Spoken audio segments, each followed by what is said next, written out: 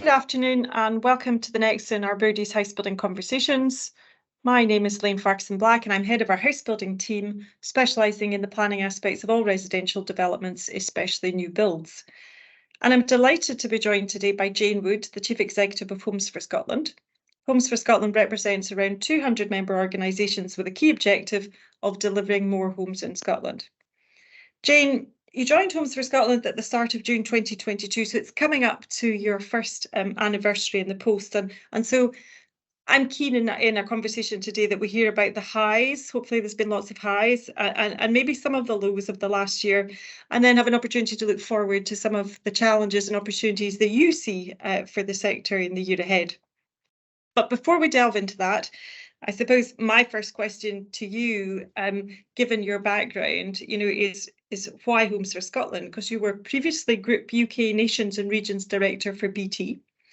Before that, you were UK Executive Director for Membership, Nations and Income Generation with Business in the Community. You've been a director in Boots and also involved in the hospitality industry and media and PR. And I know that you're still a current non-executive director of the Royal Scottish National Orchestra and a non-executive director of Child Bereavement UK. So having all of that background, which is amazing, what attracted you to the housing sector? I think that's probably an easy one for me to answer, Elaine. It's the end product. It's a humanitarian one. It's a human right. And I'm really attracted to how that plays out across the process, from no land to no house to the end point of a home being created. And I think it's definitely one of the most complex processes and journeys that I've seen within my industry experience. It's heavily politicized, and so many of the elements are out with the control of the developer. And I think throughout my career, I have been invested in social and economic outcomes.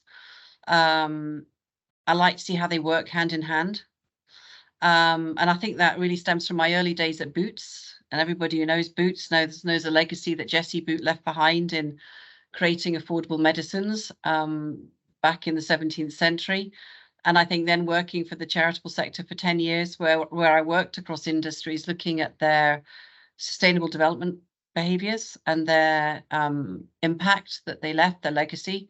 That's a very complex area. And then to BT, where I guess, digital inclusion is so important, and everyone needs to have a right and an access to digital connectivity. So you can see a theme there, that's run through. And coming into the sector, when it's an organisation that represents house builders, I go back to the beginning of my answer. It's about the end product. It's such an important one. And I remember we had a discussion, obviously winding the clock back, and 3 months into the job, you said then, you were surprised how little people knew or valued, about house building, and you were going to be doing a bit of myth busting. That was, kind of your first thing.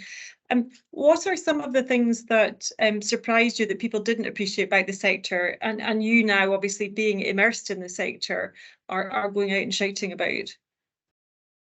I think, and I used kind of a benchmark of how people, when I say people, so when we use the word people, these are people who are out with the sector. Okay, so this is kind of broader civic society. And my first kind of dally into announcing I was going to do this job, when families and peers who you kind of think are quite well educated, say, really, do we need new houses?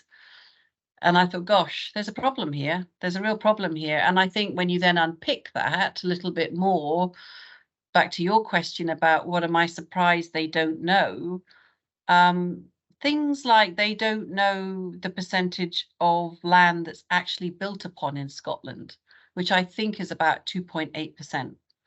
So that thing where they think we're concreting over everything, because where we walk and play and shop and have our families is on streets, and we see, it's very visual to see buildings going up. But when you look at it, as I did, I think I told you, Elaine, I remember. I took you went up in the air. I just when I accepted the job, I thought, God, because I really wanted to get behind it, because I don't think anybody should ever do a job that their heart's not in it. And I've never done a job that I haven't had my heart's not been in it.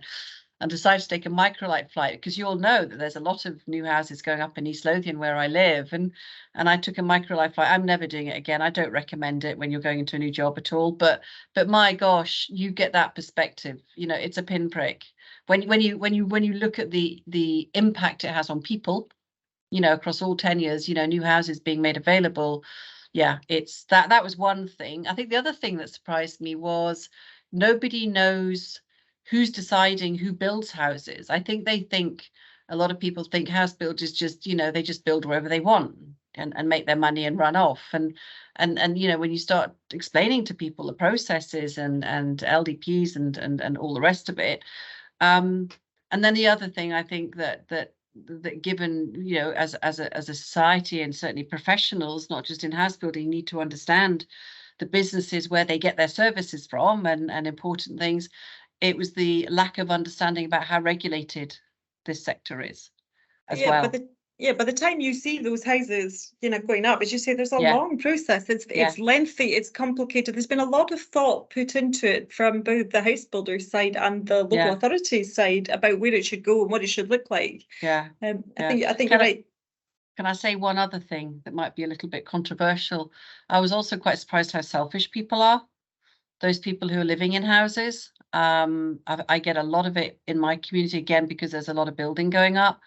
You know, that come on, guys, you know, if you can go home to a warm house that is affordable to you, don't look across the field and go, I don't want those houses built there. Just go back to maybe your first house and your first home and how that changed your life and your family unit. Just pause before, as a community person or whoever you are, just don't just jump on it and go, I don't want that there. It's not fair. And it's the same, you know, to me, I get frustrated because everyone, I think, supports the principle, as you said at the beginning, you know, about, you know, a fundamental right to a home. And yet, of all the developments, obviously in planning, I do more than just, you know, house building, I do all types of developments. But applications for housing, they're always the most contentious. They're always the ones, you know, I don't get the same complaints about if I'm building, you know, an office or, you know, building a gas terminal or whatever. Do you think that is part of the misunderstanding of the sector? Why is it that when you're building houses? I have thought about this so long and hard, and I've been involved over my career with big brands, you know, Boots, BT, and worked with big corporate global brands at BITC. And so therefore I'm kind of keyed up with kind of understanding popular kind of media stuff. And you know, I look at you put the television on and gosh, every fourth program is about renovating or decluttering or building your home or designing it. And I'm going, why is there such clear blue water between the populace and the appreciation and the hunger and the appetite for that, which is ultimately about a home?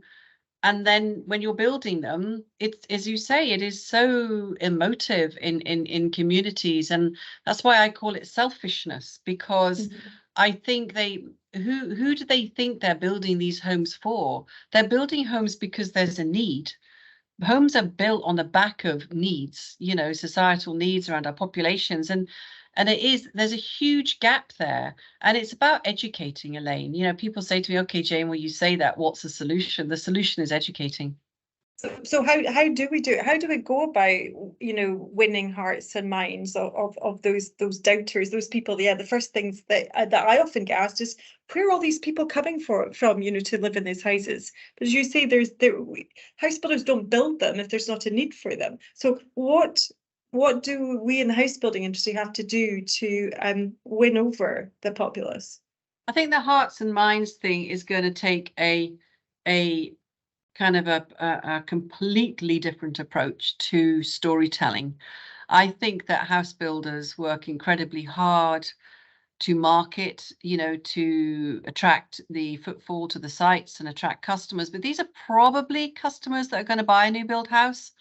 So when you hear me say that quite often we kind of preach to the converted, for me, it's about taking the storytelling out with our periphery, out with our sector.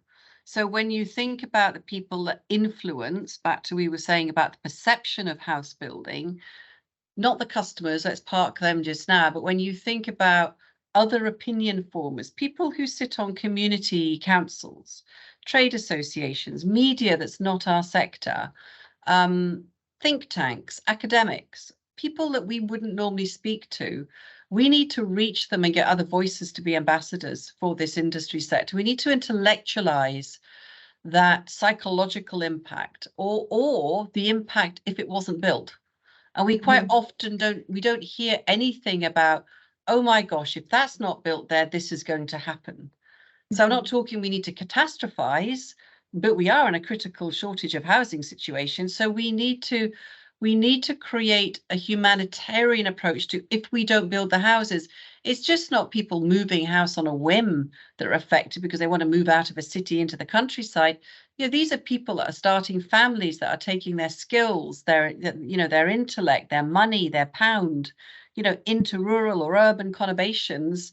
And these are also people who are trying to buy their houses for the first time or are moving out of social housing. It's all about that social movement, and we need to just tell the story. If we don't have it, what's that going to look like? Yeah, and we actually we hosted a housing lunch in our Inverness office last week, and we had Highland Housing Association there, and they were indicating, instead of having one person, a family, whatever, going for a home, is 15. The need is such, and that these are actually also, people that have other needs as well. It's not just, they've got the whole social care requirements that go as well. And as you say, it's almost that ecosystem as well, because with the rent freezes, we're seeing private landlords moving out, and so then you've got another pressure on, because we're all, as you say, you need people to move on, move up, move change, don't you, in terms of I think also this brings in the all tenure bit as well. I think a lot of people will be very focused, and they'll understand that we need more social housing and affordable housing, and clearly we do, but they need to understand also the interdependencies in how we build social housing and affordable housing, and how much of it is dependent. I mean, we've got data that says 90% of affordable houses are built by private sector. These are the private sector that are building the higher end houses as well. So first of all, people need to understand that all tenure approach. It's like a jigsaw. It's really important. And then they need to understand about how populations move, how they change their status, how they move up a job ladder, how they have aspirations. I mean, there's a story there that when we actually apply ourselves to think about it, it makes sense, I think. Well, when I have those conversations, or when I don't think I've ever had a job, Elaine, that hasn't created quite difficult dinner party conversations. So I'm quite good at that. Did you know? I think that's right. In terms of, obviously we've got affordable housing targets of 110,000, but that goes along and sits alongside, as you say, the mainstream houses that are largely producing those, because on the basis of 25% of a mainstream development, as a minimum requiring to be affordable, you can see how that multiplies in terms of delivering. And obviously, I know, at this point with the construction costs, it's particularly affected that the delivery of affordable housing as grants haven't kept pace with increased build costs. And I think also, I think I saw it on one builder in Edinburgh's site boards, which I thought was very clever. I can't remember who it was. They had put up some facts and figures about the contributions. That the contributions that this housing estate is contributing. So you and I know that each house that's built contributes about 30,500 to the local authority and public services or whatever. And I think that the more we can tell that story, that's not a defensive one. We're not trying to defend a position. We're not even in that situation. We still haven't got those facts out, Elaine. And as I've worked across kind of the sustainable development goals and storytelling across all industry sectors, it's quite, the housing sector kind of, they don't brag enough you know, to the people they need to, and shout a bit louder, guys, come on, you know, and where's your data on, you know, as we're seeing NPF4 and we're seeing things in NPF4 like community, you know, plan, you know, the community, I've got a complete blank, sorry, Elaine. The community wealth building, community benefits. Thank you, Elaine. Community wealth building, and the consultation just went in last week. You know, the demand on private sector to prop up public sector is not going to decrease, it's going to increase, you know, and we know in social value and public contracts, you know, that's gone up from about 5% in 5 years, and it can sometimes reach 20% of the weighting in a public sector contract. That reflects what's going to happen, and you can see that in the community wealth building. It's more and more pressure, you know, in terms of your role in giving something back or paying for something or supporting what would be a public service, and it's not going to lessen, it's going to increase. But my message to the sector is let's get really clever, and let's create the data on what we are doing across communities, because they do a lot. I mean, even they're the third largest employers of apprentices. You know, let's storytell better and use data to evidence it, to try and prevent some of these policies coming through that perhaps we don't need because we're pretty good at it. Yeah, and so are there lessons that we can learn, or that you can, you know, share with us, obviously from your background and other sectors that you've been immersed in?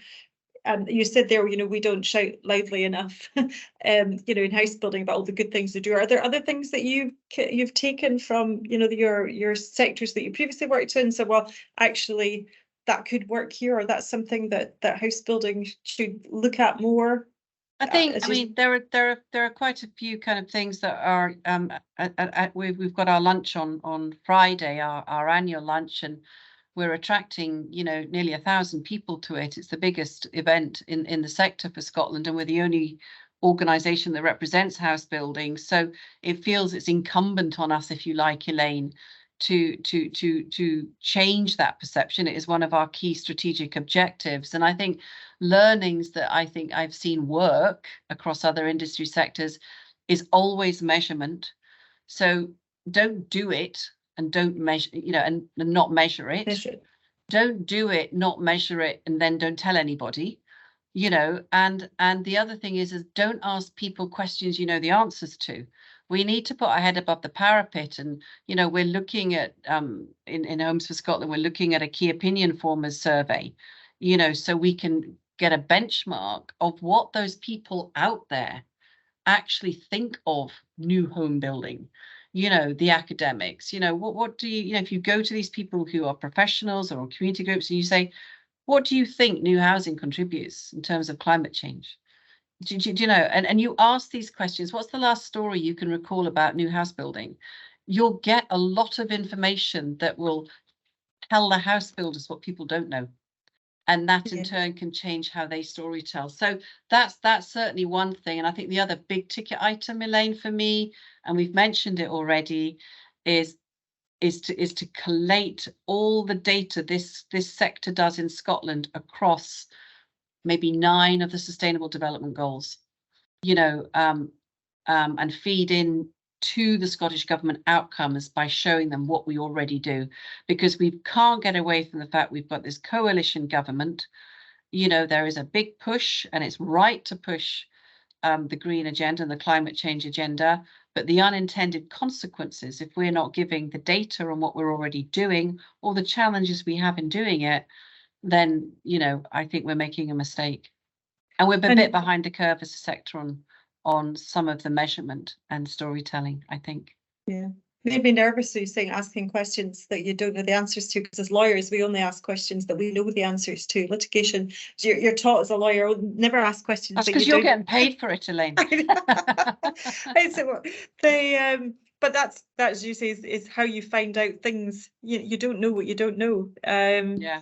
Just, you know, you touched there obviously on Scottish Government and their, you know, kind of sustainable development goals. Now, obviously we've seen with NPF4, it's adopting a brownfield first approach, and any focus, I would say, you know, on housing, it's rural housing and affordable housing.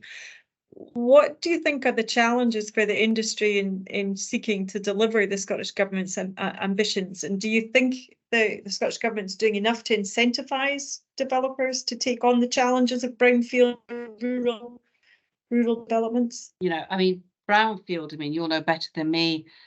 Well, it's always played a significant role in delivering, you know, new homes for our members. And I think that's right, and it should continue to do so. But I think our concerns are, around the seemingly increasing movement at government level of brownfield good and greenfield bad.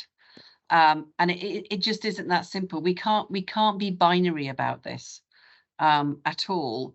And I think greenfield development must continue to provide new land, you know, and I get that, but it's got to be balanced along with bringing brownfield vacant and derelict sites back into productive use. We've had conversations with local authorities and developers on this, and we'll continue, but there has to be a solution to this, because we've got land, especially if you look somewhere like Glasgow, significant brownfield sites that if they could come forward, may make an enormous difference to housing shortage. And I think what worries me are local authorities they're overly burdened by their brownfield land. From what I can tell, I'm kind of commenting on their behalf.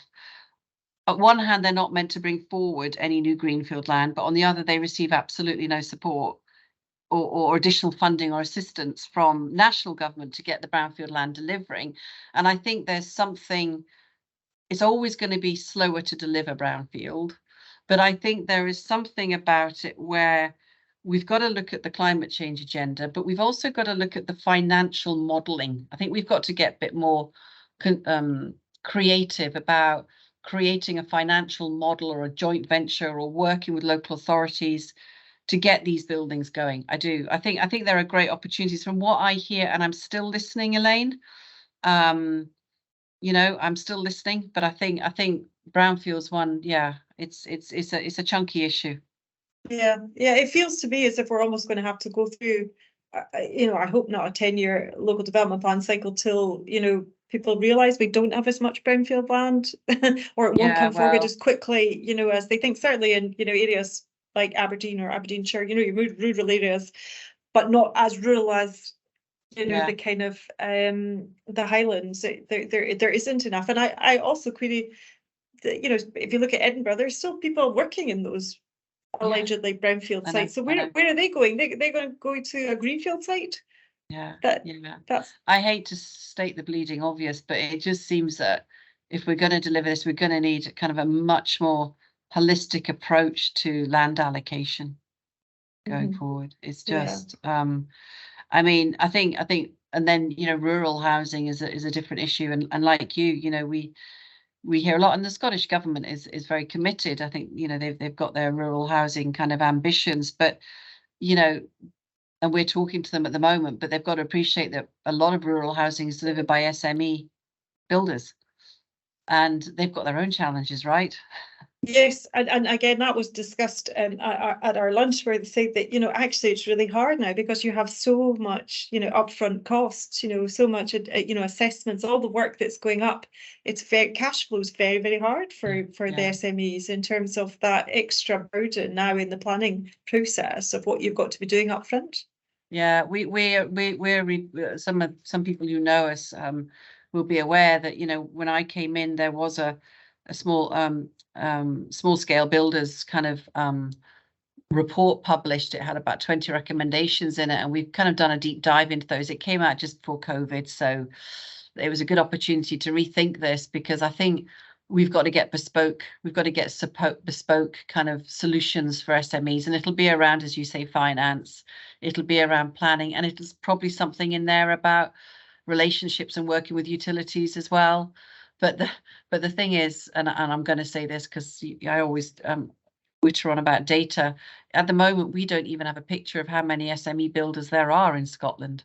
We don't know where they are. We don't know whether they're upscaling. We don't know how many have gone, you know, bust or whatever. And until we've got that data, Elaine, you know, we can't go to government or whatever and say, this is what could be achieved if you do this. So it's got to be, we've got to get that data and that information to hand as well.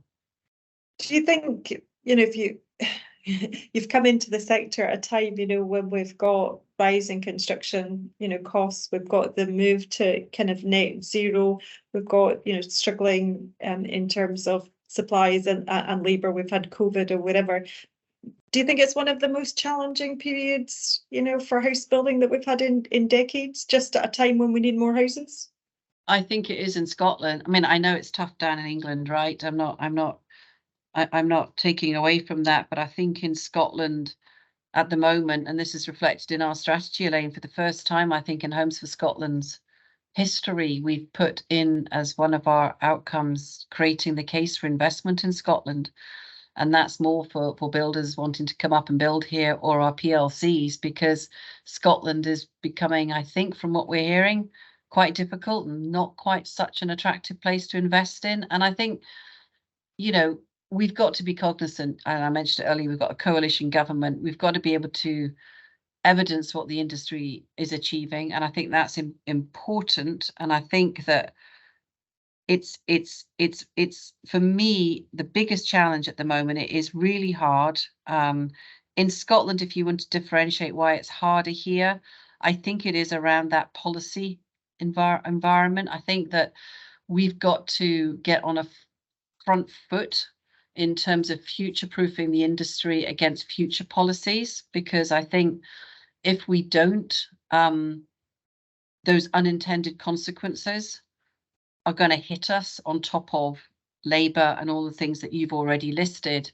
And I think that's one of the most challenging things when you've got a politicised industry that we've got here. Mm-hmm. So we've mentioned, I suppose, a lot of the kind of challenges and the struggles, I suppose. Let's turn to look at some of the positives, kind of for the industry. What would you say are some of the kind of exciting initiatives or developments taking place in house building right now? What can we look forward to? I think the innovation, and I'm talking, across net zero and broader stuff. I think what they're doing in terms of the consumer code is fantastic. And we had the New Homes Quality Board up looking at one of our builders' sites who have gone live on the consumer code. I think anything that can evidence our accountability, to the consumer, I think is important. I think that's really critical. I think things like we've got our own awards, as you know, those criteria are really tough. Looking across, blind tenure, space, working with customers, all of these. I think we've got to be, if we're going to do stuff like that, we've got to do it properly. If we're doing research, we've got to do it properly. And I think building strong data, I think that's one of the really exciting opportunities. And I think there are, I'm always an optimist. And I'm an optimist from a point of understanding now how challenging and tough it is just to build houses. It's really tough, and it's an upfront risk, big capex risk. And what is the average planning application for a larger development takes, which is 15 plus houses, takes 39 weeks. That's tough. That's really tough. And that's before you've found the people to build it and all of the other things. So I think there are great things happening. Every single developer that I go around speaking to, they're doing something new, or they're trying a different way to achieve something, so they don't stand still, but doing the same thing again and again and expecting a different result. There's a lot of, when I started the job and I came in to go through some of the archive files, going back, some of them 20 years, what really struck me was it's the same problem. It's almost the same narrative, especially around planning and perception. My gosh, we got to make a change on that, right? Yeah, and hopefully NPF4 is meant to be that change. I keep saying to everybody that when we started these, planning reforms, because there was a knowledge shortage in housing. This was about, providing the infrastructure to deliver the housing that we needed. That's, when you unpick the changes in the legislation, and NPF4 is meant to be about that. it seems to have been slightly lost in translation, but well, hopefully it's not as it stands at the moment, and what's happening at the moment, it's not going to deliver more houses and deliver them quickly. It's not. which yeah, and that was what it was meant to do, because even then, we had that kind of perceived, and obviously with all these challenges, that the sector's facing, having a strong industry body like Homes for Scotland, is especially important. And I know that you go to lots and lots of meetings with lots and lots of different people, and you mentioned, kind of the new strategy. What are your priorities for the coming year? Do you have any priorities? You mentioned obviously data. Yeah, I think the first thing is building the relationships with the new key players in government. So we've had a positive first meeting with the new housing minister, and he will be coming and speaking at our lunch on Friday, which is great. But we need to house building now, or elements of it, sits across a number of the cabinet responsibilities. So we've got a minister for SMEs now, we've got the new planning minister. So we're spending quite a lot of time on building those relationships, and had a good start with Paul McClellan, the housing minister. We're also a key thing is to ramp up developing our cross-party political relationships. I think in Scotland, with what we've got here, it's really important in terms of supporting them and educating them on housing to inform not just parliamentary debates, but when those policy discussions come out. We're doing that a lot, which is going really well. The Housing 2040, of course, has another kick-off with the new housing minister chairing it. That's going to be really critical. And I think one of the key outcomes on that for us, or priorities, is that we look to influence the creation of policies and regulations that are informed by data and evidence, and understand the unintended consequences that cost our industry and ultimately number of houses so much. Data you've mentioned, the perceptive thing, moving the dial on perception, the SME builders, and of course that whole work across the sustainable development goals and community wealth building is a big priority for us. Meantime, we've got short-term stuff around, finalising things on the Scottish Safer Buildings Accord, which is still ongoing and still, challenging as well. So, yep. That's a very full inbox. That is a full inbox. Kind of going back to the start where you mentioned, obviously Boots and Jessie and what her legacy. If you were to say what I want to have that house building leaves a legacy, what would it be, or what do you see? My legacy as chief executive, I think my legacy as chief executive would definitely, I would want to be that we had closed the gap on the government's understanding on the cross dependencies, private and public sector. That's definitely one. I think the other thing is I would like to walk away leaving behind clear and utilised evidence of house builders as force for good. And I would like to be able to evidence also others bringing the voice around housing in a positive way. It's quite ambitious. It's a shame this is being recorded, isn't it? Because somebody's going to throw this back at me in 3 years' time or 5 years' time when I leave. And that's exactly what you like, because you like a challenge. You wouldn't have come into the sector. You went up in a microlight and looked down and said, yes, actually, this is something that I could do. And I've certainly seen, just even in the year that I've worked with you, the changes that you have made, and the relationships. I see those relationships that you talked about, that are improving. That's a benefit to all of the house builders. And maybe it's a well done to the board of Homes for Scotland for taking a not a gamble on me, because that makes me sound like a complete lost cause, but bringing somebody out with the sector into this role in a sense that they're doing what I'm saying, that they brought in another voice, with my approach and different networks and different knowledge and experience, and yeah, good for them. Thank you. No, and it's working. And I say, I mean, just from all of those things in terms of that you've done and all the things that we're kind of going to go do over the next year, it's exciting. It's a definite roll up your sleeves, and getting about it. And I know that that's what you do. I'm conscious kind of in terms of time. So I've got one final question, and it's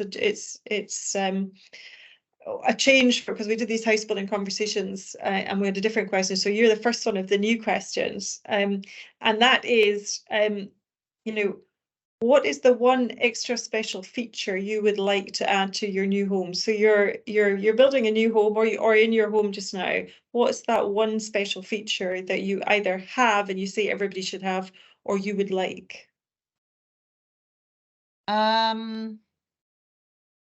I didn't think about this, Elaine, because all of the other questions filled my head. You've yes, absolutely put me. I love words and I love writing, and I think that and it's not possible in houses, but finding a room of one's own, to use Virginia Woolf, or a place of one's own in a house. If a house can provide, even if it's a corner, a place, somebody that, you know, for somebody that can go in and either be creative or just have that space. I think it's not a feature. I suppose it's a characteristic more than it is a feature.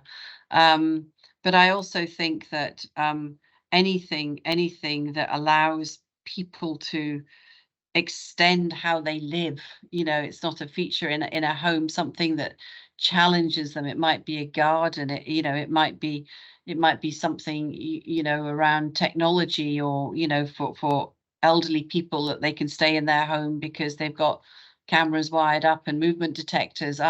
We did a lot of that at BT. You know, it's phenomenal.